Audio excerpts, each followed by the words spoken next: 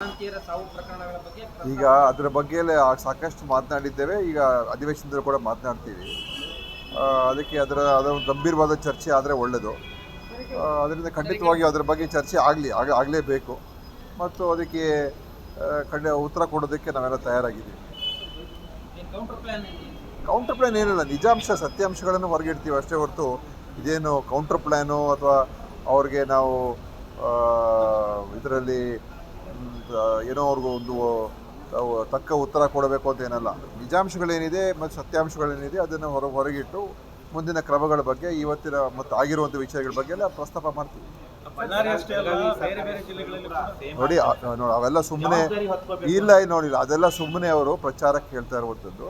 ಯಾಕಂದರೆ ಮರಣಗಳಾಗ್ತದೆ, ಈ ರಾಜ್ಯದಲ್ಲಿ ಮರಣಗಳಾಗಲ್ಲ ಅಂತ ಹೇಳೋಕ್ಕಾಗೋದಿಲ್ಲ ಆಯಿತಾ. ಯಾವುದೂ ಕೂಡ ಅದರಲ್ಲಿ ಎಲ್ಲ ವೈದ್ಯಕೀಯ ಕಾರಣಗಳಿಂದನೇ ಆಗಿರುವಂಥದ್ದು. ಬೆಳಗಾವಿಯಲ್ಲಿ ನಾನು ವಿಚಾರಿಸಿ ಇರ್ತಕ್ಕಂಥದ್ದು, ಪ್ರತಿ ವರ್ಷ ಕೆಲವು ಜನ ಆಸ್ಪತ್ರೆಗಳಲ್ಲಿ ಮೃತಪಟ್ಟೇ ಪಡ್ತಾರೆ. ಆಸ್ಪತ್ರೆಗಳು ಎಷ್ಟೋ ಜನ ಸಾವಿನ ಸಂಖ್ಯೆ ಇದ್ದೇ ಇರ್ತದೆ. ಅದನ್ನು ಇಟ್ಕೊಂಡು ನಂಬರ್ಗಳು ಇಟ್ಕೊಂಡು ಇಷ್ಟು 300 ಸತ್ತೋಗಿದ್ದಾರೆ, 200 ಸತ್ತೋಗಿದ್ದಾರೆ, ಹೋದ ವರ್ಷ ಪ್ರತಿ ವರ್ಷವೂ ಕೂಡ ಜನ ತೀರ್ಕೊಳ್ತಾರೆ.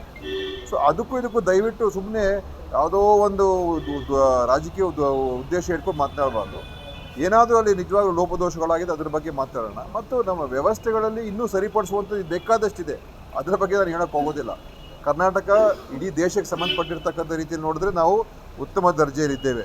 ಆದರೆ ನಮ್ಮ ಕೇರಳ ಮತ್ತು ತಮಿಳುನಾಡು ನಮಗಿಂತ ಚೆನ್ನಾಗಿ ಪರ್ಫಾರ್ಮ್ ಮಾಡ್ತಾ ಇದ್ದಾರೆ. ನಾವು ಅವರ ಒಂದು ಯಾವ ರೀತಿಯಾಗಿ ಅಲ್ಲಿ ನಿಯಂತ್ರಣ ಮಾಡ್ತದೆ ಅದೇ ಥರ ನಾವು ಹೋಗಬೇಕೇ ಹೊರತು ಬೇರೆ ರಾಜ್ಯಗಳಿಗೆ ಹೋಲಿಕೆ ಮಾಡಿದ್ರೆ ನಾವು ಎಷ್ಟೋ ಪರವಾಗಿಲ್ಲ. ಆದರೆ ಈ ಮರಣಗಳು ಬೆಳಗಾವಿಯಲ್ಲಿ ಆಗ್ತಾ ಇರುವಂಥದ್ರ ಬಗ್ಗೆ ಮೊನ್ನೆ ವಿರೋಧ ಪಕ್ಷ ನಾಯಕರು ಕೂಡ ಹೋಗಿದ್ದಾರೆ. ಅವರು ಕೂಡ ಎಲ್ಲ ಉತ್ತರ ಕೊಟ್ಟಿದ್ದಾರೆ. ಅಲ್ಲಿ ಯಾವುದೂ ಕೂಡ ಆಕ್ಸಿಜನ್ ಇಲ್ಲದೇ ಇನ್ನೊಂದು ಇಲ್ಲದೇ ಔಷಧಿಗಳಿಂದ ತೀರೋಗಿದ್ದಾರೆ ಅಂತ ಏನಲ್ಲ. ಅದು ವೈದ್ಯಕೀಯ ಕಾರಣಗಳಿರೋದ್ರಿಂದ ಅದು ಆ ಥರ ಆಗಿರುವಂಥದ್ದು.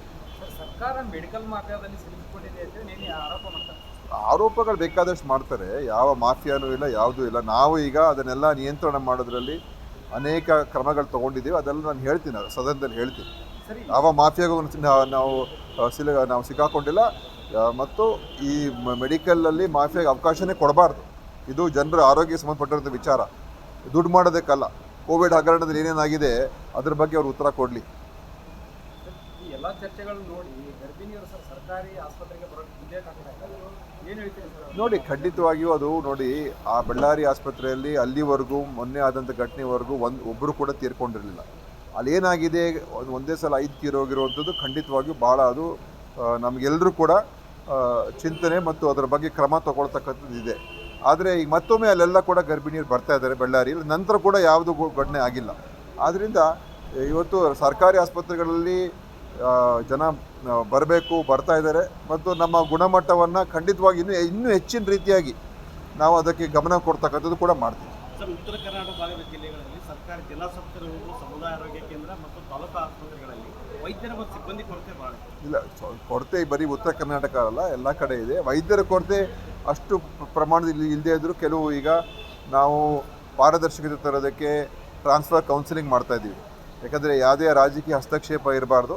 ವೈದ್ಯರ ಏನು ಪೋಸ್ಟಿಂಗ್ಸಲ್ಲಿ ಅದಕ್ಕೊಂದು ವಿಶೇಷ ಒಂದು ರೀತಿಯಾಗಿ ಏನು ಕೌನ್ಸಿಲಿಂಗ್ ಪ್ರಕಾರ ಮಾಡಬೇಕು ಅಂತ ಮಾಡಿದ್ವಿ. ಅದು ಕೋರ್ಟ್ಗೆ ಹೋಗಿದ್ದಾರೆ. ಅದರಿಂದ ಸ್ವಲ್ಪ ಡಾಕ್ಟ್ರುಗಳೇ ಕೋರ್ಟ್ಗೆ ಹೋಗಿದ್ದಾರೆ. ಬಹುಶಃ ಇನ್ನೇನು ಸ್ವಲ್ಪ ದಿವಸದಲ್ಲಿ ಅದು ಇತ್ಯರ್ಥ ಆಗ್ತದೆ. ಮತ್ತು ಕಾಂಟ್ರಾಕ್ಟ್ ಬೇಸಿಸ್ ಮೇಲೆ ತೊಗೊಳಕ್ಕೆ ಕೂಡ ನಾವು ಮಾಡಿದ್ದೀವಿ. ಸ್ಪೆಷಲಿಸ್ಟ್ಗಳು ಕೂಡ ತೊಗೋಬೋದು ಅಂತ ಮಾಡಿದ್ದೀವಿ. ಮತ್ತು ಡಾಕ್ಟರ್ಸ್ ಕೂಡ ತೊಗೊಳ್ಳೋದಕ್ಕೆ ಅವಕಾಶ ಇದೆ. ಈ ಸಿಬ್ಬಂದಿಯ ಕೊರತೆ ಹೆಚ್ಚು ಇರುವಂಥದ್ದು ವೈದ್ಯಕೀಯಕ್ಕಿಂತ ಅರೆವೈದ್ಯಕೀಯ ಸಿಬ್ಬಂದಿ, ಟೆಕ್ನಿಷಿಯನ್ಸು ಮತ್ತು ನಮ್ಮ ನರ್ಸ್, ಪ್ಯಾರಾಮೆಡಿಕಲ್ ಸ್ಟಾಫು, ಇದರ ಬಗ್ಗೆ ನಾವು ಈಗಾಗಲೇ ಸರ್ಕಾರ ಮಾಡಿದ್ರೆ ಮಾತಾಡ್ತಾ ಇದ್ದೀವಿ. ಇನ್ನು ಹೆಚ್ಚಿಗೆ ಮಾಡೋದಕ್ಕೆ ಖಂಡಿತವಾಗಿ ಮುಂದಿನ ದಿನಗಳಲ್ಲಿ ಅನುಮೋದನೆ ಸಿಗ್ತದೆ.